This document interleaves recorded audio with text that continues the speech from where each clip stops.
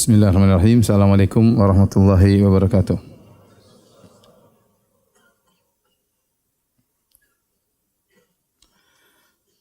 Alhamdulillahi ala ihsani wa syukru lahu ala taufiqihi wa amtinani. Asyhadu an la ilaha illallah wahdahu la syarika lahu ta'ziman li sya'nih. Wa asyhadu anna Muhammadan abduhu wa rasuluhu da'ila ridwanih.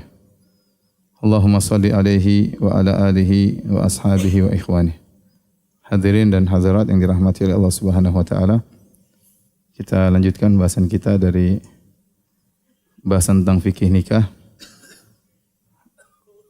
Kemarin pada pekan yang lalu kita sampai pada pembahasan tentang muqaddimatun nikah, ya.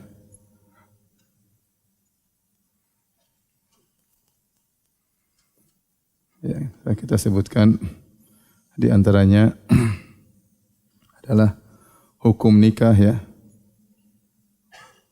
Atau kita sebutkan tentang khitbah, ya. Masalah khitbah atau sebelumnya nazar, ya. Nazar terlebih dahulu, nazar. Kemudian khitbah, baru kemudian al-khutbah.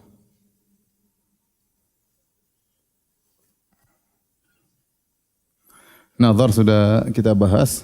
Adapun al-khitbah yaitu melamar, maka ada yang diharamkan. Yang diharamkan ada 3 perkara.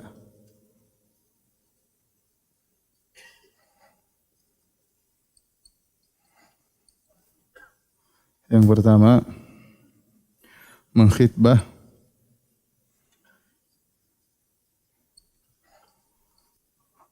wanita ar-raja'iyah, yaitu al-mutallaqah ar-raja'iyah,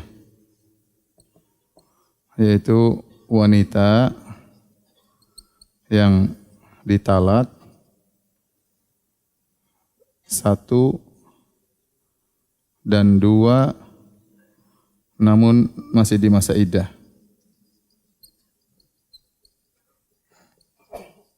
Raja'iyah itu artinya masih bisa dikembalikan, masih bisa kembali.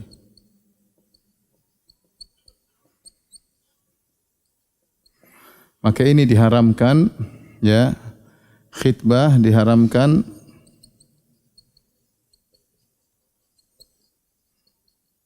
khitbah dengan lafal yang shareh.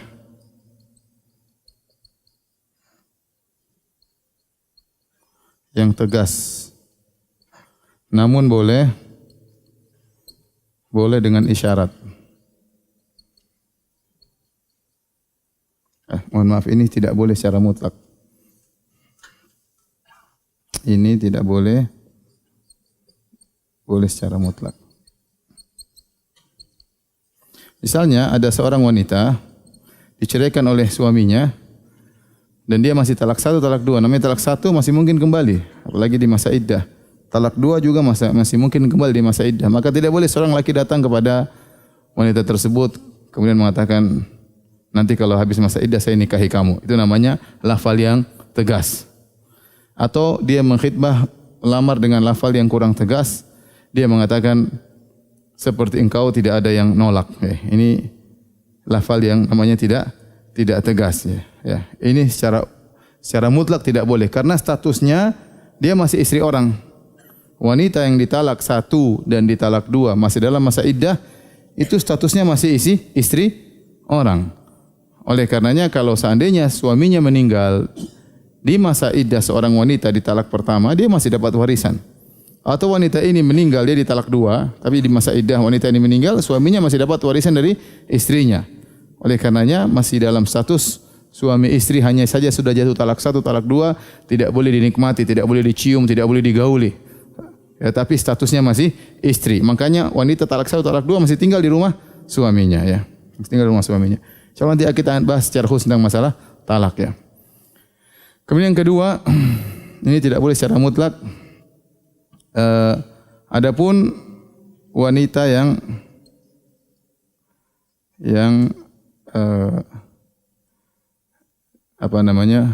ditalak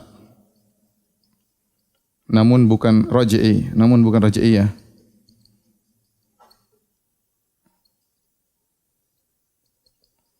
seperti di talak 3. Ya. Di talak 3 maka suaminya tidak mungkin apa? Kembali. Suaminya tidak mungkin kembali kepada wanita tersebut sampai wanita tersebut nikah sama laki-laki lain. Maka untuk wanita seperti ini ya, namun masih di masa iddah,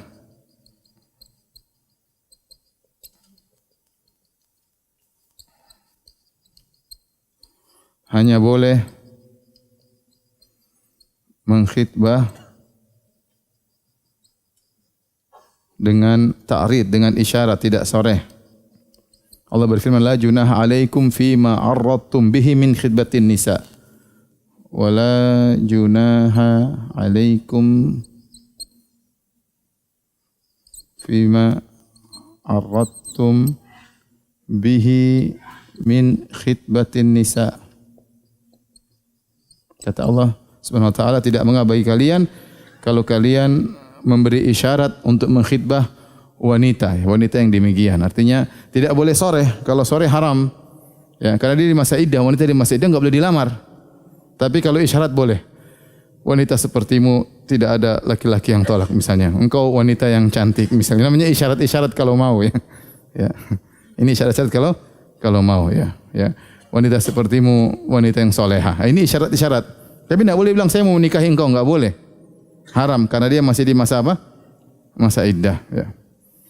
Yang ketiga, adapun kalau sore haram.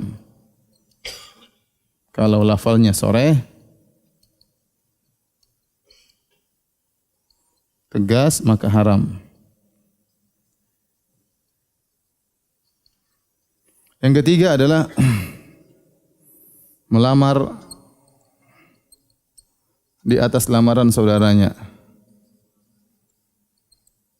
Maka ini juga hukumnya haram. Ya, Nabi SAW mengatakan, wala yakhtibur rajulu ala khitbati akhihi. Wala yakhtibur rajulu ala khitbati akhihi. Janganlah seorang melamar di atas lamaran apa? Saudaranya. Ini Rasulullah larang. Karena akan menimbulkan pertikaian dan permasalahan. Nah, kondisi wanita yang dikhitbah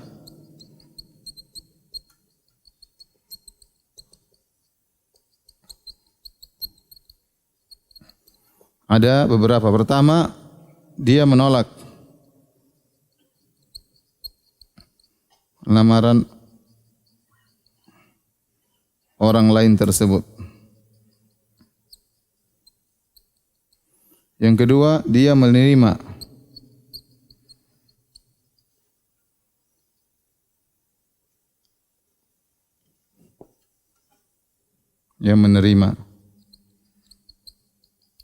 Yang ketiga,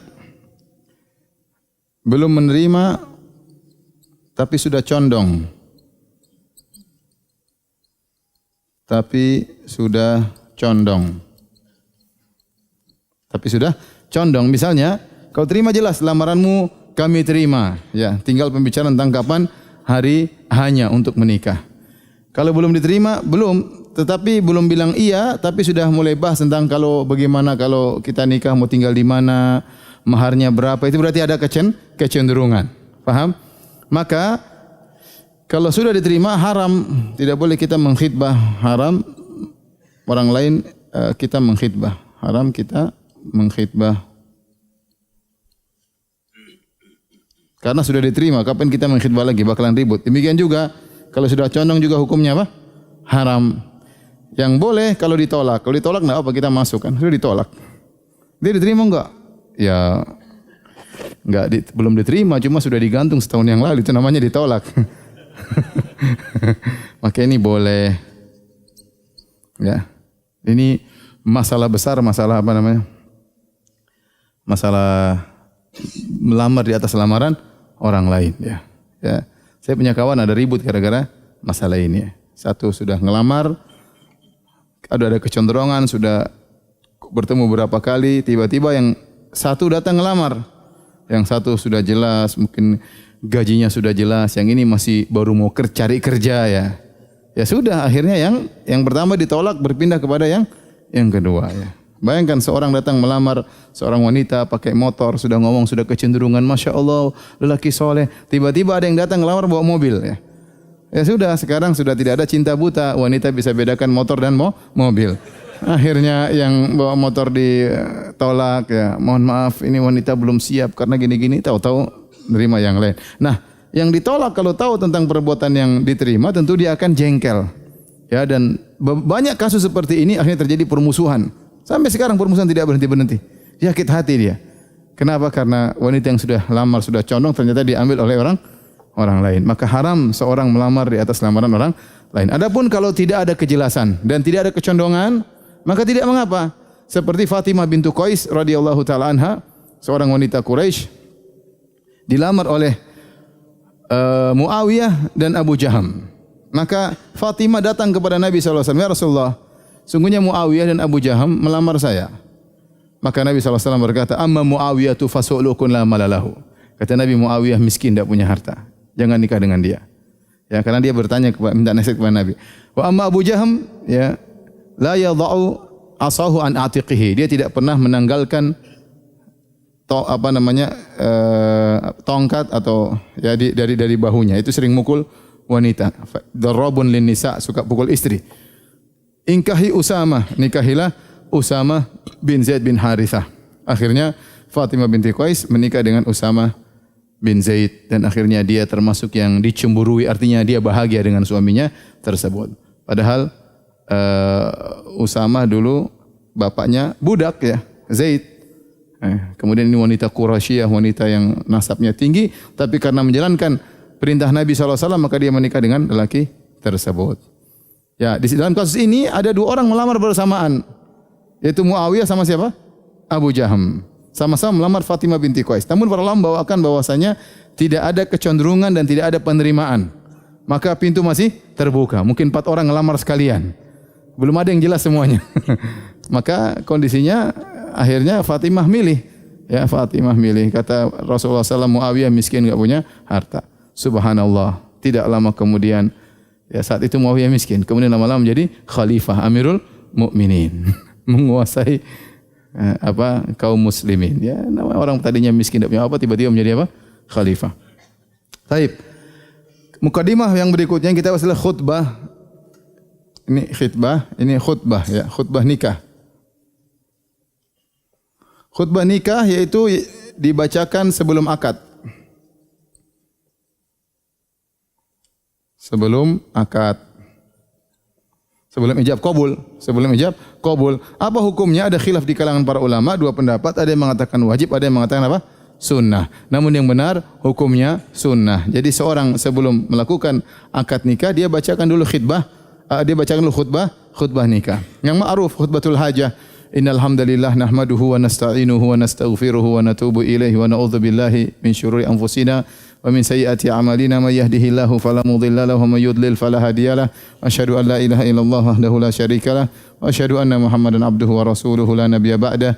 Ya ayyuhalladzina amanu taqullaha haqqa tuqatih wa la tamutunna illa wa antum muslimun. Ya ayyuhan nasu taqu rabbakumul ladzi khalaqakum min nafsin wahidah wa khalaqa minha zawjaha wa batha minhuma rijalan katsiran wa nisaa'a wattaqullaha alladzi tasaaluna bil arham innallaha kana 'alaikum raqiba. Ya ayyuhalladzina amanu taqullaha wa qulu qawlan sadida yuslih lakum a'malakum wa yaghfir lakum dhunubakum wa may yuti'illaha wa rasulahu faqad faza fawzan 'azima. Itulah khutbatul hajah.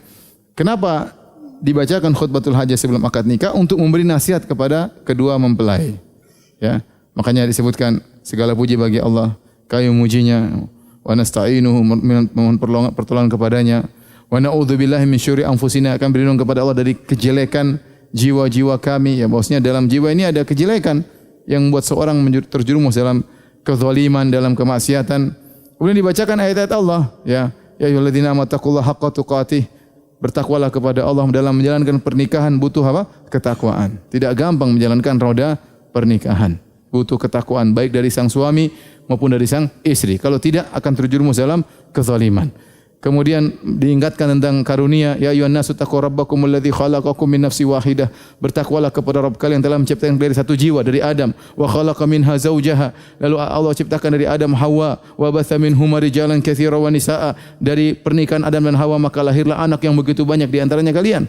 Ini sunnah yang merupakan dikerjakan oleh nenek moyang kita yaitu Adam dan Hawa. Wattaqullaha alladzi tasaaluna bil arham innallaha kana 'alaikum raqiba. Bertakwalah sungguhnya Allah Maha mengawasi perbuatan kalian. Kemudian ayat terakhir, ya ayyuhalladzina amanu taqullaha wa qulu qawlan sadida. Wahai orang yang beriman, bertakwalah dan ucapkanlah kata-kata yang lurus. Hati-hati seorang suami berbicara dengan istrinya kata-kata yang lurus, tidak boleh menyakiti hati, tidak boleh asal ngomong mentang-mentang dia wanita yang lemah, ngomong sembarangan. Atau wanita ngomong kepada suaminya asal nuduh, asal suudzon, merendahkan suami. Maka Allah menyuruh bertakwa kepada Allah, wa qulu qawlan sadida, ucapkanlah kata-kata yang lurus. Yuslih lakum a'malakum wa yaghfir lakum dzunubakum wa yuti'illahu wa rasulahu faqad faza fawzan 'azima. Yang benar khutbatul hajah atau khutbah nikah hukumnya sunnah. Seandainya tidak dibaca tidak jadi masalah ya. Dan akad nikah tetap sah. Baik, paham sampai sini? Ada yang bertanya? Enggak ada? Alhamdulillah. Kita lanjutkan. Kemarin kita bahas tentang arkanun nikah ya. Sudah kita singgung juga. Secara umum ada 3 hal ya. Ini apa namanya? Calon suami, calon istri, kemudian sighah atau apa? Akad. Ya. Ini adalah rukun nikah. Dan masing-masing ada ulama metode dengan 2. Mereka mengatakan rukun, mereka mengatakan syarat. Tapi itu hanya sekedar istilah, yang penting kita pahami bahwasanya namanya rukun dan syarat itu kalau tidak terpenuhi maka tidak sah. Ya.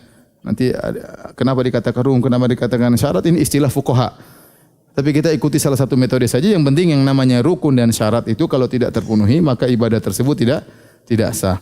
Nah, mereka katakan di antara syarat dari calon istri calon suami, syaratnya yang pertama adalah ta'yinu zaujain, penentuan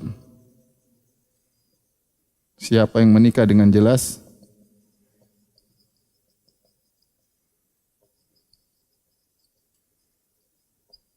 Kemudian yang kedua, ridhahuma, dua-duanya ridha, tidak dipaksa. Jadi kalau Siti Nurbaya dulu haram atau tidak? Haram, karena dipaksa kan? Dipaksa oleh Datuk Maringgi ya. Dalam film begitu ya. Kemudian yang ketiga, kosong dari penghalang.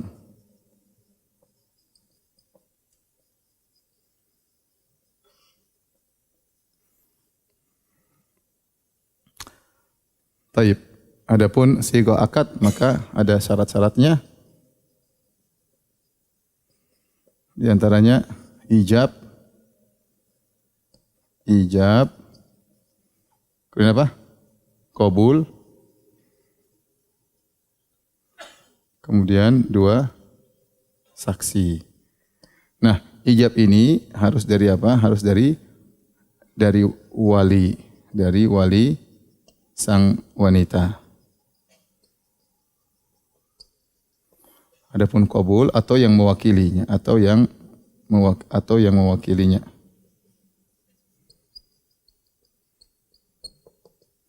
Qabul dari pihak laki-laki, dari calon suami atau yang mewakilinya. Nah, kemudian berikutnya adalah lafalnya ya.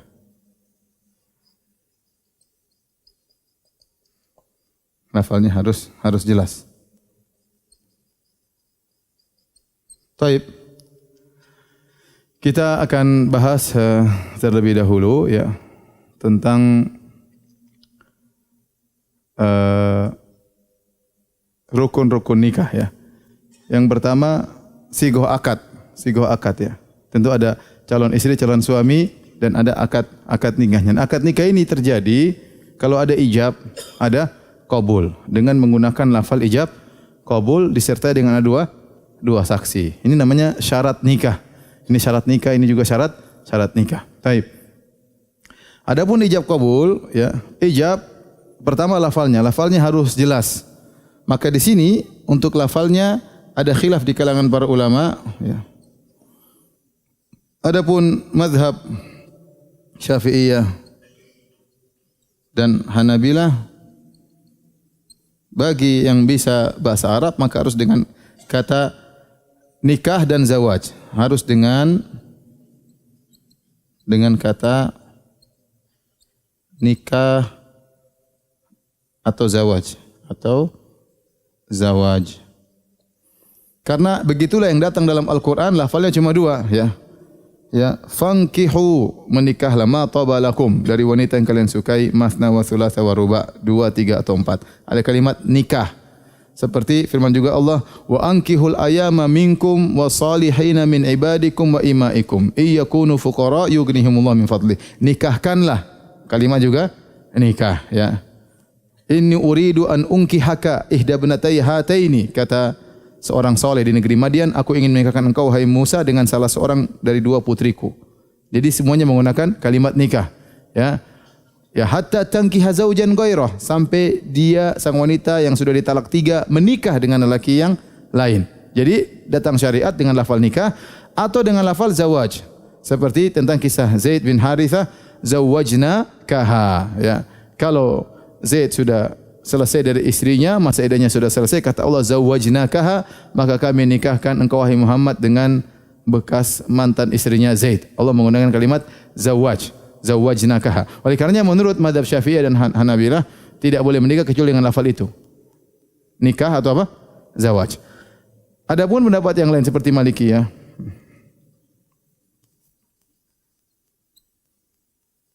maka boleh dengan lafal apapun. Boleh dengan lafal apapun yang secara urf menunjukkan pernikahan. Misalnya, wahai si fulan, kata sang wali, saya serahkan anakku ini untuk kau bawa ke rumahmu dengan mahar sekian-sekian. Ya sudah jelas, tidak usah dibilang nikah pun orang paham. Maksudnya diserahkan untuk dibawa pulang ke rumah. Maksudnya apa? Nikah. Contohnya seperti itu. Kalau Allah mana yang lebih kuat, yang lebih hati-hati, tentunya mazhab Syafi'iyah dan Hanabilah. Kita memilih kata-kata nikah atau zawaj, tetapi yang benar ini adalah masalah akad, yang penting dipahami, enggak ada masalah. Sama halnya dengan akad-akad yang lain. Sekarang kita akad jual beli, enggak usah bilang saya jual, bi'tu, wa qabiltu, saya jual, saya terima, enggak perlu. Sekarang orang saja pencet sudah jual beli, ya. Enggak usah. Zaman dulu masih dibahas harus pakai kata ini, harus kata ini. Namanya akad muamalah, yang penting dipahami maksudnya. Ini ridho dan dipahami ini adalah serah terima. Yang penting ini namanya serah terima. Kemudian dibahas lagi. Lafaznya harus jelas. Kemudian harus nyambung. Harus apa? Nyambung ijab qabulnya. Ijab qabulnya. Ya. Maksudnya apa? Mereka bahas tidak boleh antara ijab dan qabul terpisah. Seperti sang wali mengatakan, zawajtuka ibnati, sungguhnya saya menikahkan engkau dengan putriku dengan mahar sekian. Sang suami harus jawab, qabiltu nikahaha bil mahril madhkur. Saya terima nikahnya dengan mahar yang disebutkan kontan misalnya. Nah, antara perkataan wali dengan suami tidak boleh terputus. Tidak boleh terputus. Ini menurut mazhab Syafi'iyah misalnya. Tidak boleh terputus. Bagaimana kalau diam sebentar? Ya. Bagaimana kalau sang suami mengatakan bismillah, salatu wassalamu ala rasulillah, qabiltu, ya. Dia pisahkan dengan bismillah wassalatu wassalamu ala rasulillah, qabiltu, ya. Yang benar kalau cuma terpisah sedikit atau masih dalam satu majelis, maka tidak mengapa. Tidak ada dalil harus nyambung, enggak ada dalil. Karena mazhab yang lain seperti Malikiyah enggak ada masalah. Selama masih dalam satu majelis, misalnya, nak, saya nikahkan putri saya dengan kamu, ya. Maharnya sekian-sekian. Gimana? Sebentar Om ya, sebentar. Astagfirullah. Oke. Udah. lama masih dalam itu sudah sah ya, itu sudah sah ya. Karena ini namanya muamalah ya. Muamalah bukan suatu ibadah yang mahdhah yang harus begini, enggak. Yang penting dia memberi, kita menerima. Sama seperti jual beli ya mikir dulu. Oke lah saya beli. Enggak ada masalah. Yang penting masih dalam satu majelis. Hanya saja kalau dia sudah keluar dari ruangan pergi kemana balik lagi. Om saya terima om, masih terlambat. Sudah diambil orang terlambat. Ya, kalau udah keluar dari lain majelis ya, tapi kalau masih dalam satu majelis maka masih sah. Yang benar selama masih dalam satu majelis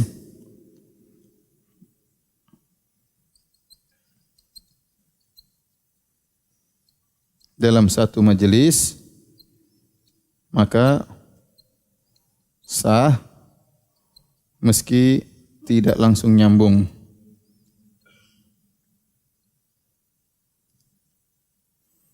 Makanya terkadang kita hadiri pernikahan sampai sang lelaki gelisah ya, karena sang wali ulangi. Zawwajtukaha ibnati fulanah binti fulan bimahri kadza wa kadza wa kadza. Saya terima. Ulang.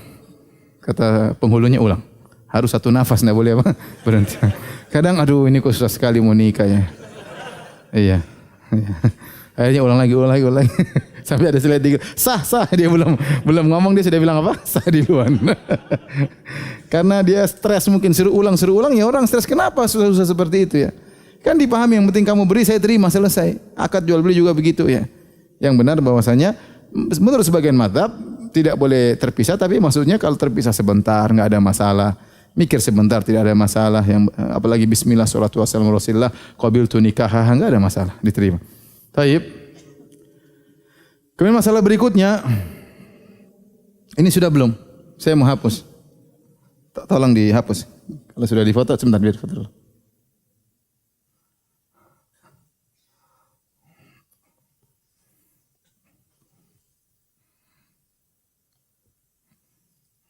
Yang sini aja, yang sini masih panjang. Sudah? Oke.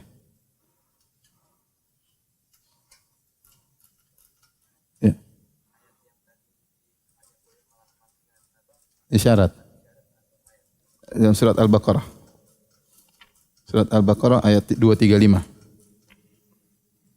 Kenapa? Mau isyarat ke siapa?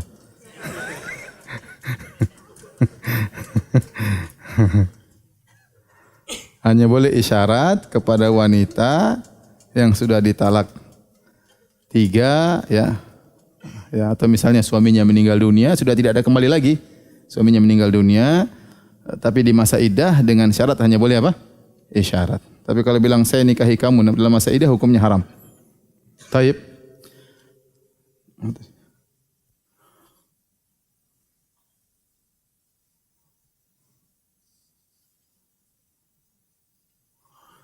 Baik, pembahasan berikutnya ijab harus dari wali sang wanita. Apa syarat wali? Ya. Syarat wali.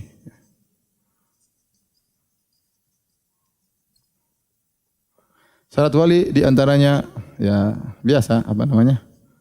Balik ya. Sudah apa? Balik. Kemudian apa? Lelaki. Kemudian apa? Merdeka bukan budak. Kemudian sama agamanya. Sama agamanya. Maksudnya apa? Kenapa kita bilang sama agamanya? Kenapa kita tidak bilang Islam? Karena kalau orang selain mukmin, selain muslim menikah di antara mereka dan menurut agama mereka sah, ya sah. Seandainya mereka misalnya laki-laki sama wanita menikah dalam agama Buddha atau dalam agama Hindu atau dalam agama Nasrani atau dalam agama Yahudi. Waktu mereka menikah menurut mereka sah. Kemudian mereka masuk Islam tidak usah diulangi lagi. Tidak usah diulangi lagi apa? Pernikahannya. Jadi syariat menganggap apa yang dianggap sah oleh agama sebelumnya tatkala mereka masih dalam agama tersebut tidak perlu diulang lagi. Oleh karenanya dalam banyak kasus para sahabat tatkala mereka masuk Islam dengan istrinya tidak ada nikah ulang. Tidak ada nikah ulang. Paham? Ya, tapi kalau walinya beda agama tidak boleh. Misalnya seorang wanita ternyata bapaknya Nasrani dia muslimah, tidak boleh bapaknya jadi wali ya. Boleh bapaknya jadi wali. Kemudian di antaranya ar-rushd menikah yaitu bisa melihat, bisa menilai ya. Itu dalam bahasa Arabnya ar-rushd. Ar-rushd fin nikah. Maksudnya dia tahu anaknya ini yang ngelamar siapa, dia bisa menilai anak ini pantas enggak buat anaknya ya. Bukan asal punya duit ya, dia bisa nilai lah istilahnya ya. Bukan pemabuk kemudian dinikahkan sama putrinya ya, tetapi dia bisa menilai dalam siapa calonnya yang dia berikan untuk anaknya. Yang terakhir ini masalah khilaf cukup kuat yaitu al-adalah. Al-adalah yaitu maksudnya orangnya bisa diterima persaksiannya, bukan orang fasik. Bukan apa orang? Bukan orang fasik, bukan pendusta, bukan fasik, bukan pendusta. Karena kalau pendusta atau fasik memberikan persaksian tidak diterima karena adalahnya hilang. Adalah itu apa? Kesolehan lah gampangannya. Nah, syarat ini khilaf di kalangan para ulama. Khilaf ya. Ya, karena kalau kita kencing-kencing dalam syarat ini, banyak orang tua tidak bisa jadi wali ya. Salah satu orang tuanya misalnya kerja di bank ribawi ya, fasik, enggak boleh. Satu orang tuanya tukang main judi apa? Fasik. Satu orang tuanya tidak salat, ya tidak boleh jadi wali. Maka ini syarat memang diperselisihkan oleh para ulama. Mayoritas ulama kata Ibnu Taimiyah, mayoritas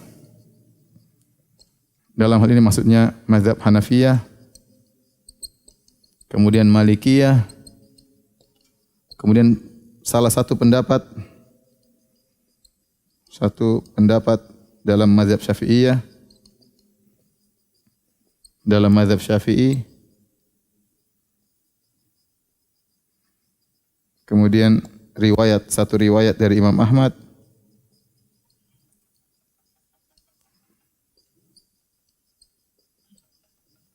dan ini pendapat Ibnul Qayyim bahwasanya tidak disyaratkan.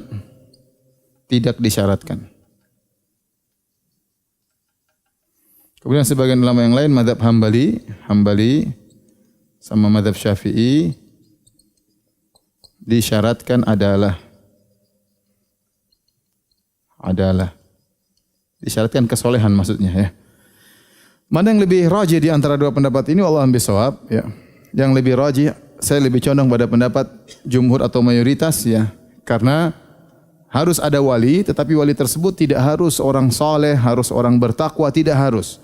Karena Allah mengatakan umum wa ankihul ayama minkum, nikahkanlah wanita-wanita yang belum menikah di antara kalian. Allah tidak mengatakan kalian harus saleh, kalian harus bertakwa. Allah mengatakan wa ankihul ayama, nikahkanlah putri-putri kalian atau wanita-wanita kalian yang siap untuk nikah. Nikahkan begitu saja. Perintah datang secara mutlak. Kemudian dalam kasus-kasus dalam sejarah Nabi SAW tidak ada juga Nabi mengatakan harus soleh, harus adil, harus apa, enggak ada. Ya. Yang penting walinya menikahkan selesai. Paham? Walinya menikahkan selesai. Jadi yang lebih benar pendapat ini. Tidak harus, makanya misalnya bapak saya jarang sholat, ya enggak boleh jadi wali. Karena dia enggak boleh pokoknya. Suka main judi, enggak usah jadi bapak, enggak, udah cari wali yang lain. Nih. Om saja, om misalnya. Enggak. Selama dia bapak dan kenyataan, maksudnya yang penting dalam perwalian itu dia bisa perhatian sama putrinya dan dia bisa memiliki yang baik sama putrinya. Kita dapati seorang bapak mungkin tukang main judi tapi dia sayang putrinya, dia tidak mau kasih sembarang orang buat apa? Putrinya. Seorang bapak mungkin dia pemakan riba, kalau dia mungkin pezina, tetapi sama anaknya dia pasti cari yang apa? Yang baik. Yang penting dia ada perhatian sama anaknya, maka keadilan al-adalah dalam perwalian wal alam tidak disyaratkan. Yang penting dia bisa menilai dengan baik, maka sudah cukup untuk menjadi wali. Faham? Sebelum kita bahas ini juga, permasalahan sebelumnya, apakah nikah harus pakai wali? Maka ada khilaf.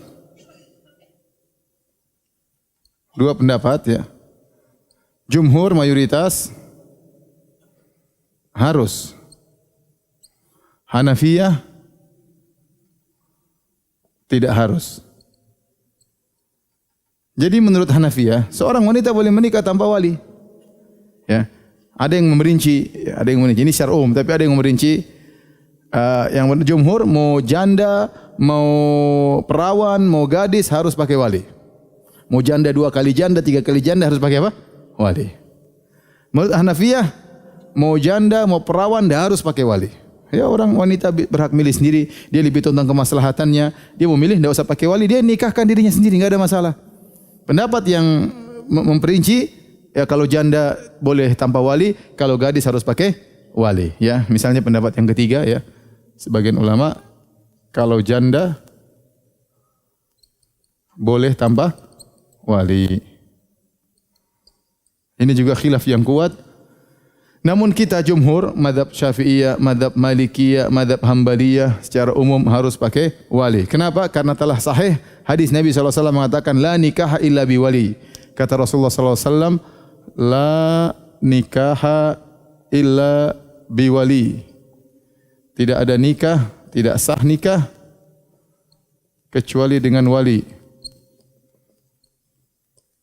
Kemudian juga dalam hadis yang lain kata Nabi SAW, ayyumam ra'atin nakahat bi ghairi idzni waliha fanikahuha batil fanikahuha batil fanikahuha batil. Kata Nabi, wanita mana saja yang nikah tanpa wali, maka nikahnya batil, nikahnya batil, nikahnya batil. Dan ini yang diterapkan di Indonesia karena Indonesia bermadzhab apa? Syafi'i. Dan hadis ini didhaifkan oleh mazhab Hanafiyah atau ditakwil, namun yang benar hadisnya sahih. Hadisnya sahih. Oleh karenanya di zaman Nabi SAW pernikahan dengan wali. Pernikahan dengan apa? Dengan wali. Terjadi pernikahan selalu dengan wali, yang menunjukkan bahwasanya nikah harus dengan wali. Karena sebagian di tanah air kita ada janda nikah tanpa wali. Ya, sudah janda, oh enggak apa-apa. Nikah tanpa wali ya. Ya, seperti itu. Ya, maka itu tidak benar. Pernikahan seperti tersebut tidak sah. Yang sah harus pakai apa? Pakai wali. Baik. Jadi ijab kabul harus lewat wali. Baik. Pembahasan berikutnya, masih ada waktu ya. Urutan wali. Maksudnya urutan wali ini kita perlu kenapa? Kalau misalnya salah seorang wali gugur, maka digantikan dengan wali berikutnya. Ya. Allah mengatakan yang pertama ayah, ya, atau yang dia wasiatkan, diwakilkan. Yang kedua kakek, ya. Karena kalau ayah saja bisa memperhatikan, tentu kakek juga demikian, lebih dewasa, lebih bisa memperhatikan, ya.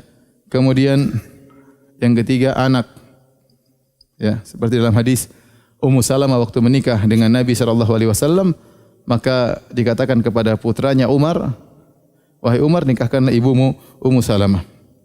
Kemudian saudara, ya. 4. Saudara tentu yang paling utama saudara kandung, kemudian saudara sebapak, kemudian saudara seibu, baru kemudian ponakan, ibnul akh, ya, anak saudara laki-laki.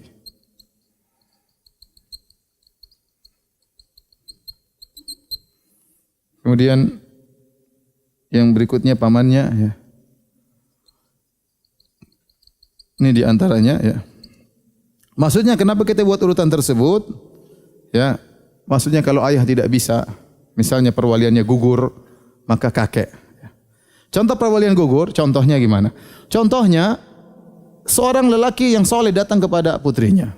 Terus bapaknya ini kerjanya selalu nolak, dia mau cari anak yang kaya, mau cari mantu yang kaya, ditolak. Padahal nggak ada alasan, sudah pinter, sudah jenggotan, sudah cingkrangan, apalagi yang mau ditolak?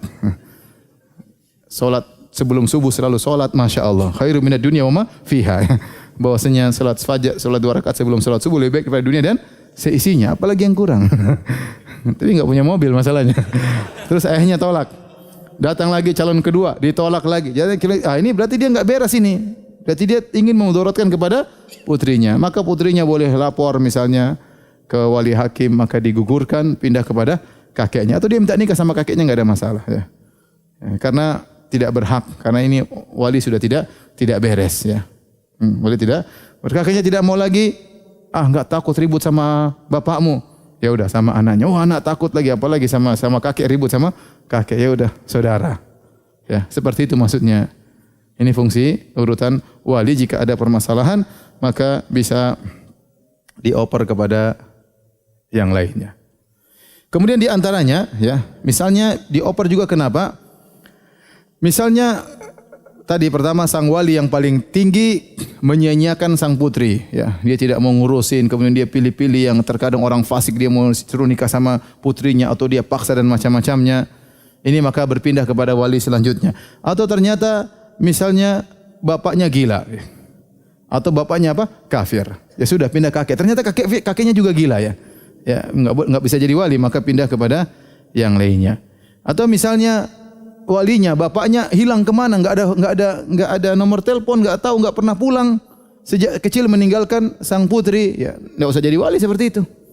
Ya gimana mau telepon sana sini bikin pengumuman di Facebook, pengumuman di Instagram enggak pernah muncul, ya. Enggak ada. Ya sudah, ganti wali berikutnya. Maksud saya, nikah jangan dipersulit. Nikah jangan dipersulit. Enggak ada wali yang atas pindah wali yang ke bawah, ya. Enggak ada semua yang mau pakai wali hakim, ya. Kalau wali ini semua mau kok enggak mau pakai wali hakim, ya. Kenapa tidak mau menikahkan putrinya? Apa alasan? Kalau alasannya syar'i oke, kalau alasannya tidak syar'i, ya gara-gara ini mantu tidak punya mobil, itu tidak syar'i, ya. Ya, tidak syar'i. Taib.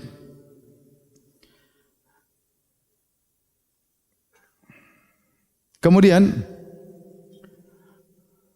yang mau kita bahas adalah dua saksi, maka dua saksi sama juga ya syaratnya seperti biasa ya, yaitu balik ya. Kemudian apa? Muslim ya. Kemudian apa tadi? Adil misalnya ya. Merdeka dan lain-lain ya. Ya. Harus ada dua saksi. Kalau enggak ada dua saksi maka pernikahan tidak sah, karena dalam sebagai riwayat tidak ada nikah kecuali dengan wali wa syahidai adlin, dan dua saksi yang adil. Jadi dua saksi juga merupakan syarat pernikahan. Tapi sampai di sini saja ya. Sementara ya, masalah nanti insyaallah pada pertemuan berikutnya kita akan bahas tentang syarat-syarat calon istri, calon suami, karena kita akan bahas tentang mahram. Siapa saja yang disebut dengan apa? Mahram, insyaallah pada pertemuan berikutnya. Kalau ada yang bertanya saya persilakan. Masih ada waktu 7 menit, 6 menit, silakan. Ada mic enggak? Ada mic? Ya silakan yang kasih. Ini silakan. Iya, kasih. Mana tadi yang mau tanya? Ya silakan itu Bapak. Belok.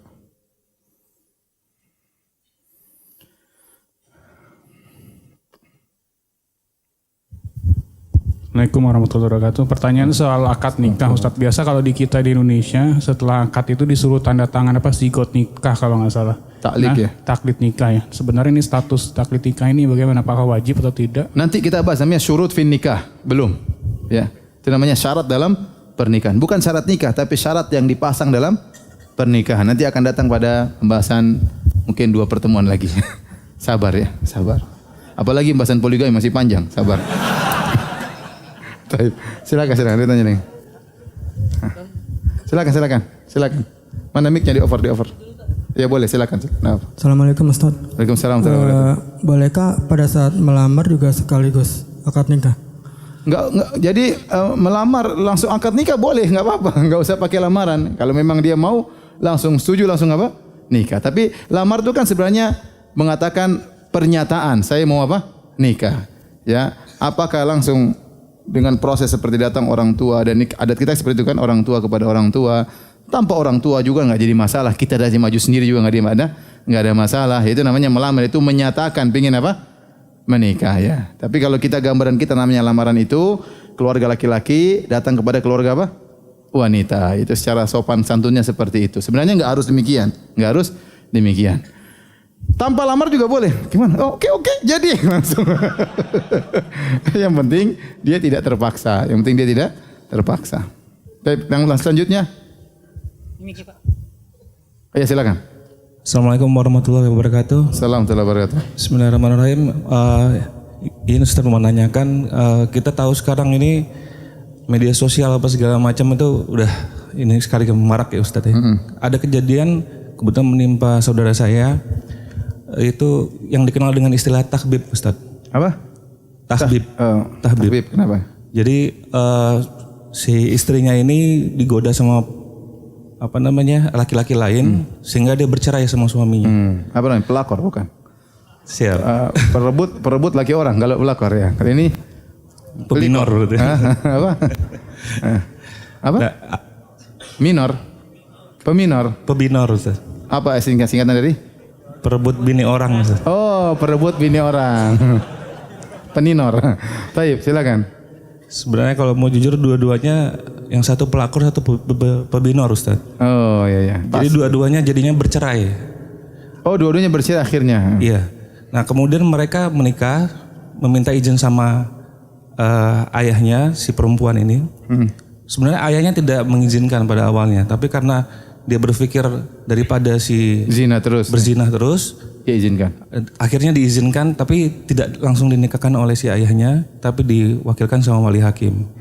Yang ingin saya tanyakan, apakah pernikahan ini sah? Karena yang pernah saya dengar itu tahbib itu haram untuk dinikahkan. Terima kasih. Wallahualam saya nggak tahu ya. Saya nggak tahu. Kalau secara akadnya iya ya, memang sah karena walinya sudah setuju, calonnya ada ya. Nah, terus dia bertobat atau tidak ya? Karena apa namanya? Allah alam bisa bertobat atau tidak? Apa kita nggak tahu. Tapi secara akadnya sah. Tapi apakah hukum syar'inya boleh kita nikahkan wanita dan laki-laki seperti ini? Apalagi ketahuan? Saya tidak tahu. Ya, saya tidak tahu. Ini kasus yang mungkin nanti Ustaz. ya, silakan. Assalamualaikum warahmatullahi wabarakatuh. Waalaikumsalam warahmatullahi wabarakatuh. Mengenai wali Ustaz. Jadi kalau status anak angkat itu walinya bagaimana? Anak angkat ya. harus dicari bapaknya. Ini dari bayi udah nggak tahu Ustaz anunya. Bapaknya Bapaknya sudah nggak tahu kalau dan nggak ini tahu diambil bapaknya di rumah sakit. ke wali hakim. Jadi pemerintah yang apa? Yang menikahkan. Sampaikan aja bahwasanya ini anak angkat. Jadi serahkan kepada KUA atau penghulu yang menikahkan. Enggak ada masalah karena wali hakim adalah wali bagi orang yang tidak punya wali. Ya. Dan begini, jadi karena ini anak dari kecil tidak tahu orang tuanya dan dia hanya tahu saya misalnya ada apa namanya ayahnya. Jadi kan kalau misalnya kita kasih tahu sekarang bahwa dia ini adalah anak angkat, dia akan apa namanya merasa sakit Ustadz. Jadi sebaiknya apa namanya, apakah kami tetap anak ini tetap kita rahasiakan? Enggak, kalau saya harus kasih tahu karena kita tidak boleh berbohong. Kita tidak boleh menisbahkan seorang orang yang bukan anak kita. Khawatir nanti dia menyangka dia fulana misalnya namanya Jamilah bintu fulan. Padahal fulan ini bukan bapaknya dan itu dilarang dalam syariat. Tinggal kita cari waktu yang pas untuk kasih tahu. Dan kita jelaskan bahwasanya kasusnya begini. Jadi tidak ada kesan kita merebut anak orang. Tetapi dia qadarullah ternyata misalnya kita bilang dengan bahasa yang baik, kita temukan di rumah sakit, orang tuanya tidak ada, entah orang tuanya dalam kondisi tidak mampu atau tidak mampu bayar rumah sakit, bisa saja agar dia tidak benci sama orang tuanya. Kita enggak tahu kejadian seperti ini, bisa jadi ada kasus apa ya. Tapi ini saya nemukan kamu di rumah sakit dan saya alhamdulillah ini rezeki menurut saya anugerah dari Allah Subhanahu wa taala. Saya bangga bisa ngerawat kamu dengan bahasa-bahasa yang enak sehingga dia tidak merasa kita tidak sayang sama dia. Namun ini saatnya saya kasih tahu karena begini. Pertanyaan, bagaimana cara membimbing suami agar jadi soleh? Kadang suka tidak sabar, akhirnya marah-marah sama suami. Padahal soal solat di masjid atau ngaji, tapi saya merasa berdosa. Gimana caranya Ustaz? Suami kalau mau jadikan suami soleh jangan diomelin ya. Jangan diomelin ya. Lembut kemudian dilembutin. Omel apa namanya sedikit-sedikit enggak apa-apa tapi jangan sering-sering ya. Sedikit-sedikit ngambek biasa ya, tapi jangan sering-sering ya. Banyak doa kepada Allah Subhanahu wa taala. Yang bolak-balikkan hati adalah siapa? Allah Subhanahu wa taala. Jadikan kita mendakwai suami kita sebagai sarana kita meraih pahala. Terus dakwahi dia dengan kelembutan, dengan pelayanan yang baik ya. Kemudian sehingga dia pun sayang sama kita, sehingga dia mungkin nurut ya. Tinggal gimana caranya ya. Ustadz, kalau ipar dan mertua suka jelek-jelekan kita gimana? Fitnah. Awalnya suami tidak percaya dan malah nuduh yang tidak-tidak. Tapi Allah Maha melihat, dengan izin Allah semua terbongkar. Tapi saya masih sakit hati sama suami. Bagaimana cara menghilangkannya? Ya Allah, ngapain menyiksa diri ya? Sudah suami sekarang sudah ngerti, alhamdulillah, enggak usah sakit hati lagi ya. Kita sakit hati, kita hanya menyiksa diri kita. Ya. Seorang yang pendendam itu hanya menyiksa apa? Dirinya. Akhirnya membuat hubungan dengan suami tidak baik. Ya, akhirnya nanti bisa jadi retak di kemudian hari.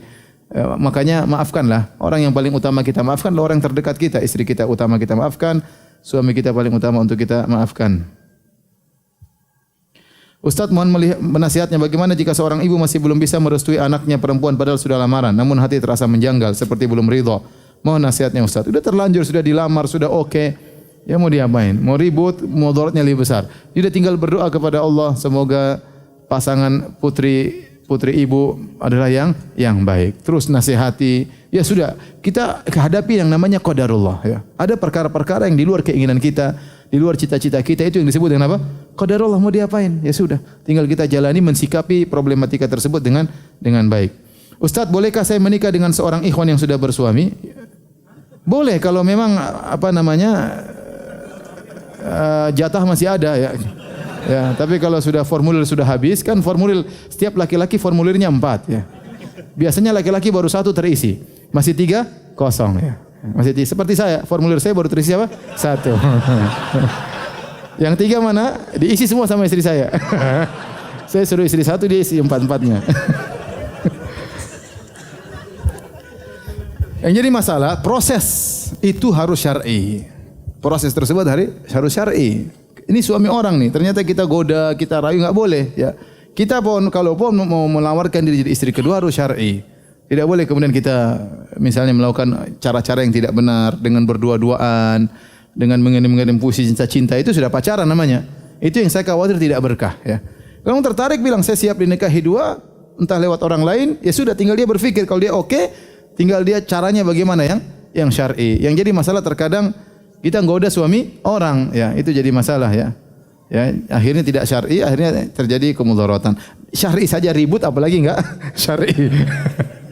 Baik, demikian saja kajian kita. Insyaallah kita lanjutkan pada pertemuan berikutnya. Subhanakallah bihamdik asyhadu alla ilaha illa anta astaghfiruka wa atubu ilaik. Assalamualaikum warahmatullahi wabarakatuh.